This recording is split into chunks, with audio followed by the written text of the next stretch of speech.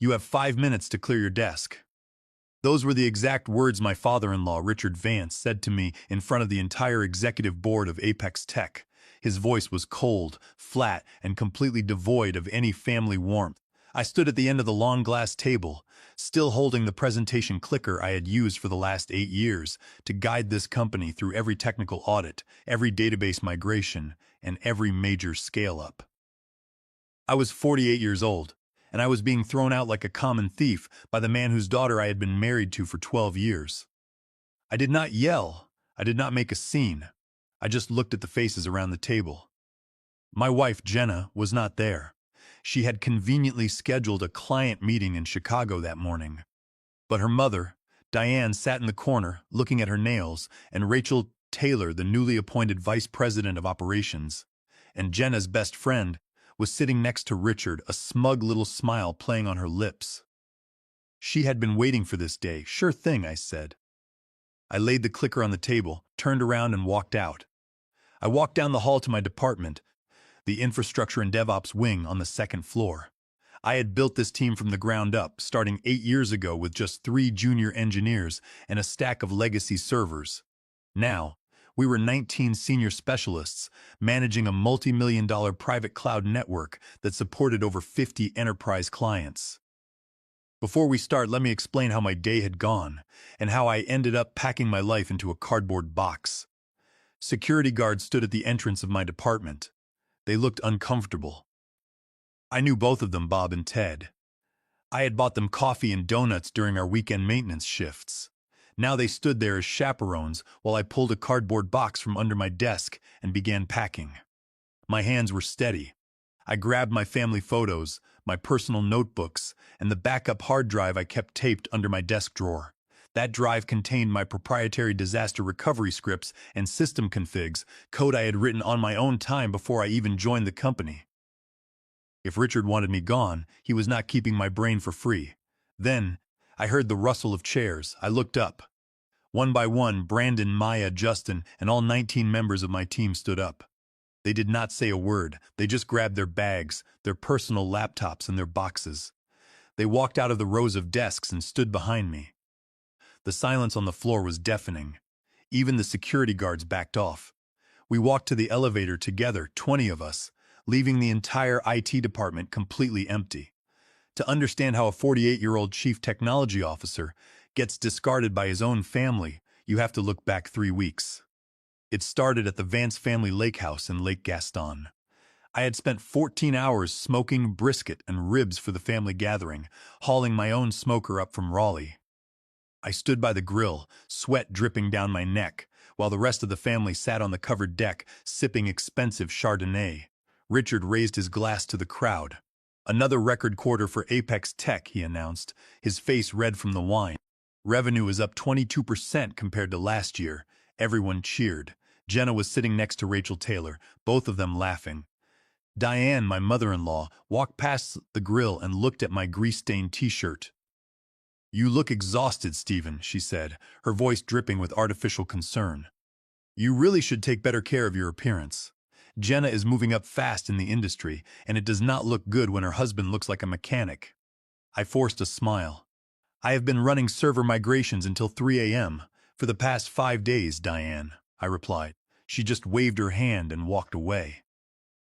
Later that evening, Richard walked down to the dock where I was cleaning the grill tools. "You have been running hard for 8 years, Stephen," he said, leaning against the wooden railing.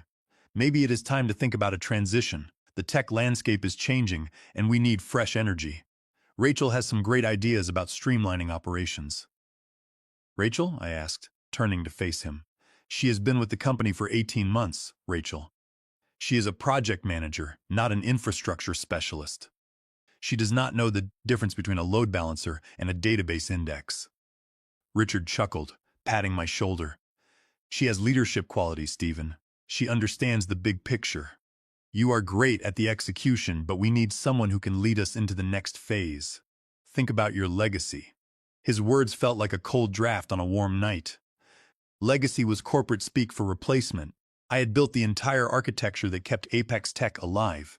When ransomware hit our servers 2 years ago, I spent 48 hours straight in the server room, saving $3,000, zero zone in client data while Richard was golfing in Pinehurst. Nobody praised my leadership then. They just expected the system to work. That night, as we packed our bags to drive back to Raleigh, Jenna was brushing her hair in the guest room. She looked at me through the mirror. My dad is right, you know. You look tired, Stephen. Maybe you should let Rachel handle the day-to-day operations. It would give us more time for ourselves. I stopped packing my clothes. Rachel has been asking me for admin-level access to our production environments, I said. She wants the security keys to our core database backups. Why does a VP of operations need root access? Jenna shrugged, not looking at me. She is trying to understand the workflow. Don't be so paranoid, Stephen. We are all on the same team. But we were not. Rachel had been shadowing me for 2 months, asking detailed questions about our redundancy plans, recovery protocols, and vendor contracts. I thought I was mentoring a colleague. In reality, she was mapping my kingdom, preparing to take the keys while her best friend and my father-in-law helped her do it. The confirmation of my suspicions came on a Thursday afternoon in the form of a misdirected email. Rachel was supposed to blind copy me, but in her haste, she added me to the CC line instead. The subject was Client Transition Update. It was addressed to Richard. I have taken active charge of the Reynolds database transition, Rachel wrote. We are streamlining the data pipelines ahead of schedule. Stephen appears to be overwhelmed with the legacy components, so I stepped in to ensure we do not lose momentum.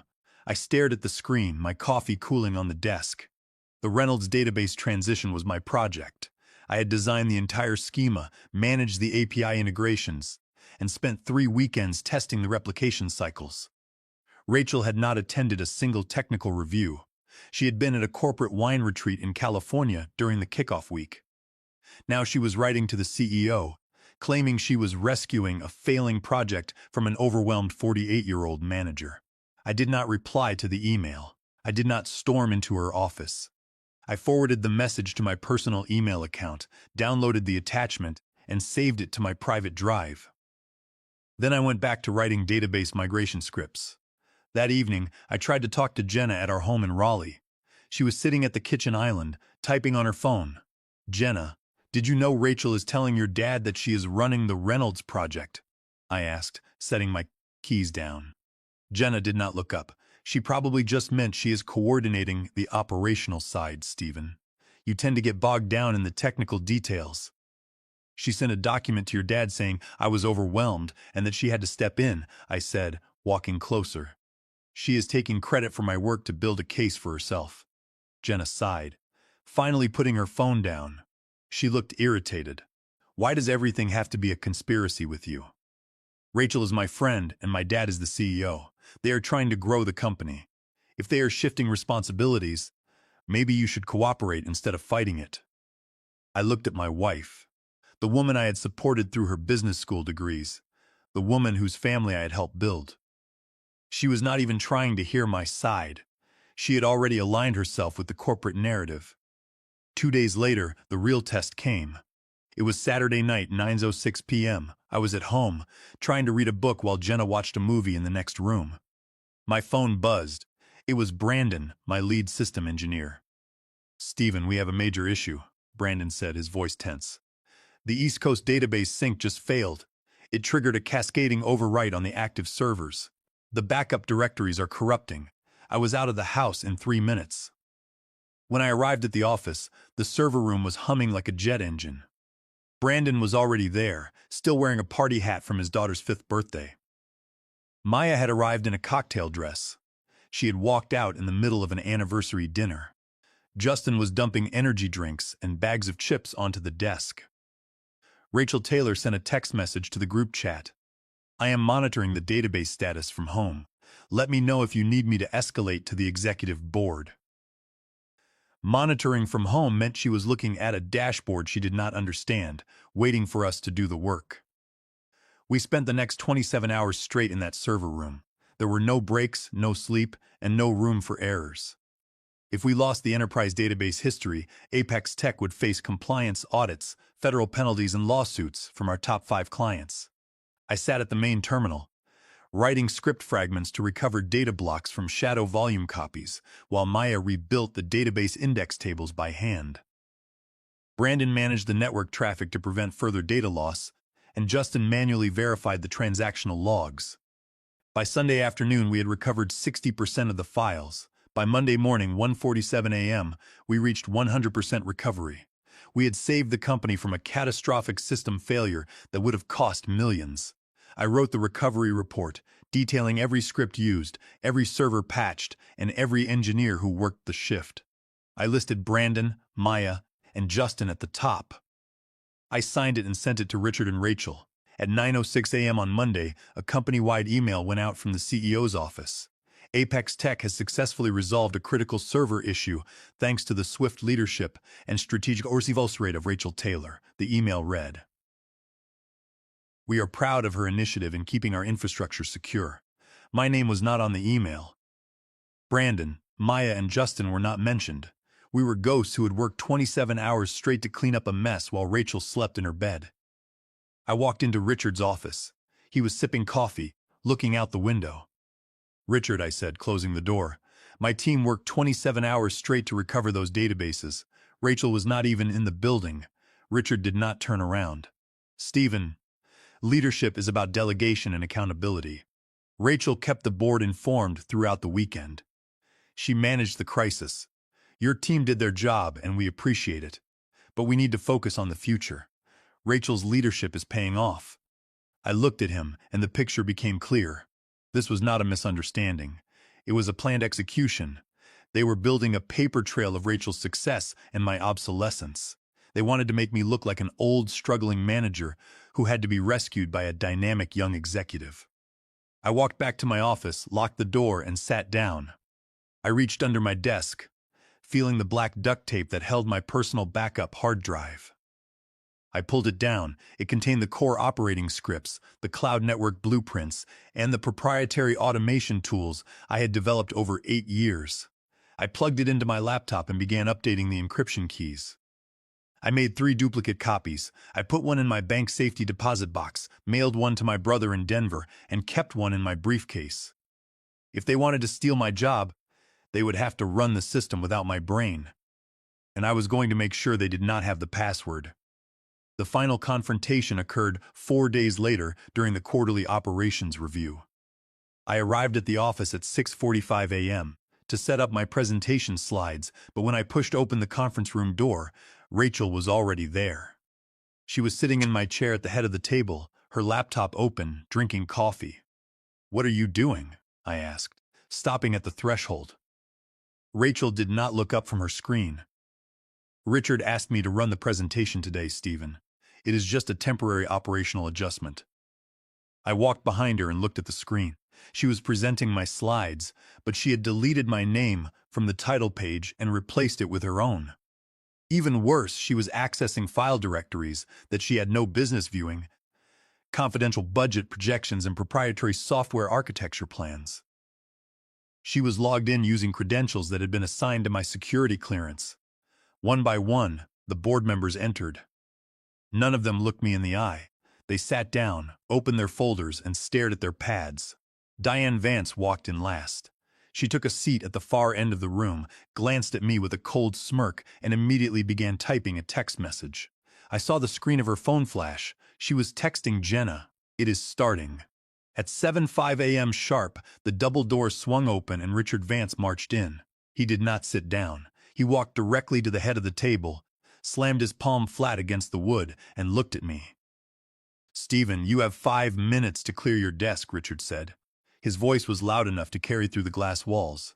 "Security is waiting outside." The room went dead silent. Rachel shifted in her seat, suddenly looking very interested in her coffee. I did not argue. I did not ask for a reason. I knew the contract and I knew my rights, but I also knew when a fight was already lost. I set the presentation clicker on the glass table, turned on my heel, and walked out.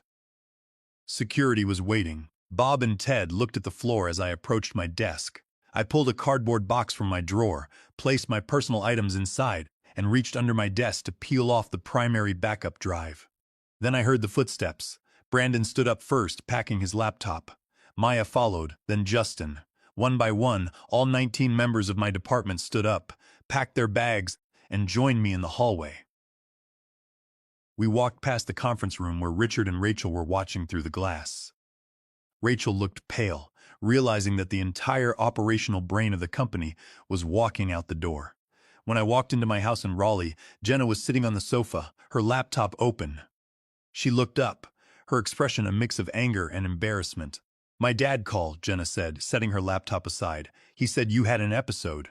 He said you disrupted the quarterly review, made a scene, and that you are refusing to cooperate with the transition." I dropped the cardboard box on the floor. "Did he also mention that my entire department of 19 people resigned on the spot and walked out with me?" I asked. Jenna stared at the box. "What are you talking about?" I pulled out my phone, opened the email Rachel had CC'd me on, and showed it to her. I also showed her the system logs, showing Rachel using stolen admin credentials to access my private files. "Your best friend and your father planned this, Jenna," I said. "They wanted my architecture, but they wanted me gone so they could hand my salary and my title to Rachel." Jenna looked at the screen, her mouth opening slightly, but she quickly recovered her composure. "My dad is running a business, Stephen. He has to make tough choices. You should have talked to me instead of causing a public scandal. 19 people walking out is going to ruin our reputation." "Our reputation?" I asked, laughing. "You mean your reputation at the country club? You did not care about my career when they were planning to bury me. You only care now because it looks messy." "I need some space to think," Jenna said, turning away. I grabbed my briefcase. "Take all the time you need," I said. "I am sleeping in the garage apartment." Over the next 24 hours, my phone did not stop buzzing. Justin sent me a screenshot of the internal Slack channels. The resignation announcement had triggered a wave of panic. 2 managers in HR and 3 client success managers had also submitted their notices in solidarity. By Tuesday afternoon, my personal inbox had 12 emails from our major clients. They all said the same thing. They had heard about my departure and wanted to know where I was going. On Wednesday morning, I received a call from the director of IT at Reynolds, one of our top 5 accounts. "Stephen, we have been working with you for 6 years," he said. "We do not trust Apex Tech without you. If you are starting a new venture, we want in. We are ready to move our data systems to your new platform." A few hours later, an email arrived from Nolan Davis, a senior partner at Pinnacle Ventures. I had met him 1 year ago when Richard was trying to raise capital, but Pinnacle had declined to invest in Apex Tech. "Stephen, I have been following the news of the mass walkout," Nolan wrote. "A team that loyal does not leave for no reason. It tells me you are the core value of that company. Let us talk. We are interested in funding your next project." I sat in my garage apartment, looking at the email. The family who was supposed to support me had thrown me out like garbage. The industry partners I had served for 8 years were ready to back me with millions. I picked up my phone and called Nolan Davis. "Let us set up a meeting for tomorrow morning," I said. "I have the team, I have the architecture, and I have a database to build." Within 7 days of the boardroom execution, my garage was transformed into the nerve center of a new tech firm. We set up 4 folding tables, ran extension cords from the kitchen, and hung a dry erase board on the wall. It was dusty and smelled like motor oil, but it was ours. We called the company Ironclad Systems. Brandon, Maya, and Justin were there on the first morning. They did not even ask about salaries or benefits. They just showed up with their laptops, bags of bagels, and thermoses of coffee. Chloe, our designer, registered the domain and built our temporary website in 4 hours. By the end of the week, we had 3 legacy clients sign service contracts with us. They did not care about the corporate offices or the sleek glass walls of Apex Tech. They cared that the engineers who kept their databases online were sitting in my garage. Nolan Davis from Pinnacle Ventures did not hesitate. After reviewing our architecture plans and verifying that our entire core team was intact, he wired $2,400,000 in seed capital to our business account. "You have 7 months of runway," Nolan told me over the phone. "Build the platform. I want to see Apex Tech eat their words." While we were building, Apex Tech was beginning to fracture. Richard Vance attempted to spin the mass walkout on LinkedIn as a strategic restructuring, posting a photo of himself shaking hands with a new junior intern. The post received only 4 likes and a spam comment. The industry was not buying it. The real disaster struck on a Thursday night. Rachel Taylor, eager to prove she could handle the infrastructure, decided to run a database consolidation script on the servers hosting our largest financial client. It was the same client I had spent 2 years onboarding. Rachel had no training in database administration, but she had access to a shared developer account with admin privileges. She bypassed the automated validation checks and executed the script. It was a complete disaster. The script triggered a metadata loop, overwriting the transactional history for the last 6 years. Because I had wiped the local backup directories from my office computer before leaving, the active database could not find the recovery keys. In a panic, Rachel tried to force a rollback, but she only succeeded in corrupting the shadow copies. The databases went completely black. I received a text message from a senior support specialist who had remained at Apex Tech. Rachel just wiped the database.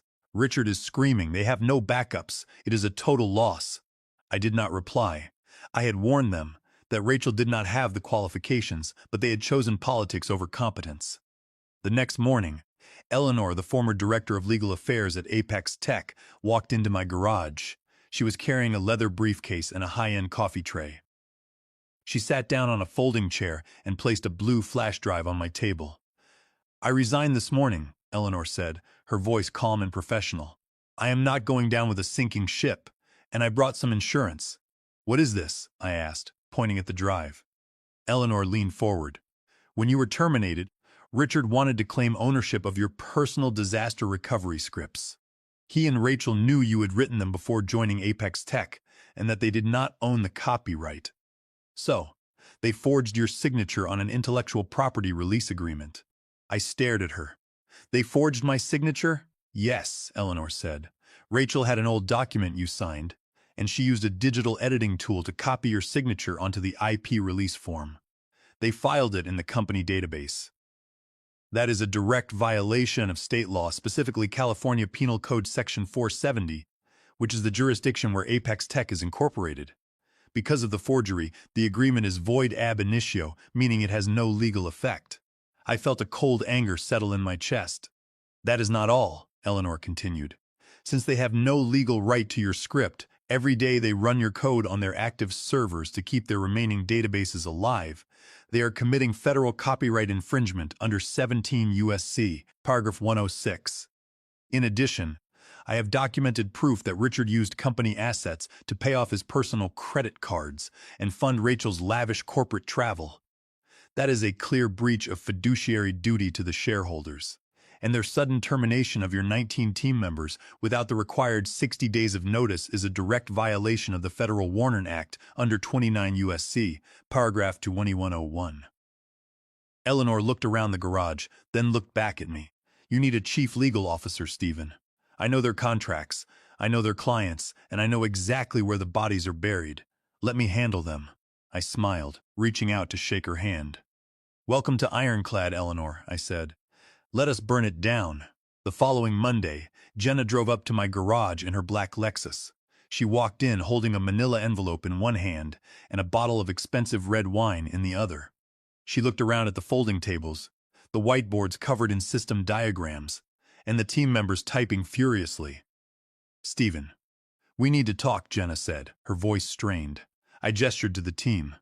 They picked up their laptops and stepped out into the driveway. Leaving us alone in the garage, she set the wine on a workbench and handed me the envelope. "My dad wants to settle. This is a release agreement. They are offering $900,000 if you sign a non-disclosure agreement and agree not to sue." I did not open the envelope. $900,000 to keep quiet about forgery and copyright theft? I asked. "Stephen, please," Jenna whispered, her eyes red. "The company is falling apart. Investors are pulling out, and our biggest clients are leaving. My dad has not slept in days. Rachel is gone. She was fired yesterday. If you press charges, Apex Tech will go bankrupt." I looked at my wife. "Did you know Rachel forged my signature on that IP release?" I asked. Jenna looked down, crossing her arms. "I knew they were looking for a way to secure the code base, Stephen. I did not know they would actually forge your signature. I just thought you would handle it. You always find a way to fix things. You knew they were trying to steal my work, and you said nothing, I said, my voice flat. You chose your family's status over your husband's dignity. I was trying to protect our future, she cried. This is our future, I replied, gesturing to the garage. I am building a company with people who do not stab me in the back. Tell your dad to talk to Eleanor. We are not settling. Jenna stared at me, realizing there was no room for negotiation. She picked up the manila envelope, left the bottle of wine on the workbench, and walked out. 2 days later, Eleanor filed the formal complaint in federal court. The lawsuit detailed the Warren Act violations, the forgery under California Penal Code Section 470, the copyright infringement under 17 U.S.C. Paragraph 106, and Richard Vance's breach of fiduciary duty. Eleanor also scheduled a press conference at our new corporate office space, a small 3-room suite we rented with our seed capital. We stood shoulder to shoulder in front of the local news cameras. 23 engineers and operations managers. We did not use corporate jargon. We just explained how we had built the infrastructure, how we had been discarded, and how we had rebuilt it. The story went viral. The tech journals ran headlines about the Apex Tech exodus, and the Reddit community spread the legal filing across every major tech forum. The fallout was immediate. Within 2 weeks, Richard Vance stepped down as CEO of Apex Tech, citing health concerns. The board of directors initiated a fire sale of the company's assets to cover the losses from Rachel Taylor's database disaster. Rachel herself deleted her social media accounts and disappeared from the Raleigh tech scene entirely. Meanwhile, Ironclad Systems took off. Reynolds signed a massive $12 million contract over 3 years to migrate their entire database network to our secure cloud system. 5 other enterprise clients followed them. 6 months after walking out of Apex Tech with a cardboard box, Ironclad Systems was valued at $60,000. We had 47 full-time employees, offices in Raleigh, and plans to expand to Phoenix and Denver. Jenna filed for divorce shortly after the press conference. During the division of assets, my lawyer uncovered that she had tried to transfer $450 Zuzanne from our joint accounts to Apex Tech in a desperate bid to keep her father's company afloat. Under the legal doctrine of dissipation of assets, the court ordered her to repay the full amount to me, leaving her with a fraction of the marital estate. One evening, as I sat at my new desk in our Raleigh headquarters, my phone pinged. It was an email from Rachel Taylor to my personal account.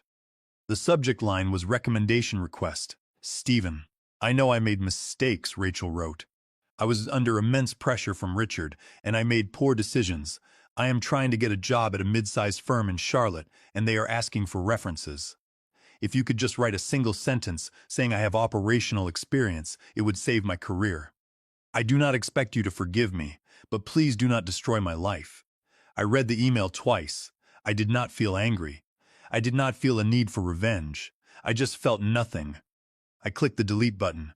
I looked through the glass window of my office. Out on the floor, Brandon was laughing with a junior dev. Maya was reviewing a system architecture map, and Justin was setting up a new database rack. These were the people who had walked out with me, the ones who had worked 27 hours in a hot server room because they believed in the work and they believed in each other. It took Richard Vance exactly 5 minutes to fire me and try to erase my life's work. It took me 6 months to prove that you cannot steal the foundation and expect the house to stand. We built this from nothing, and this time, we did it right.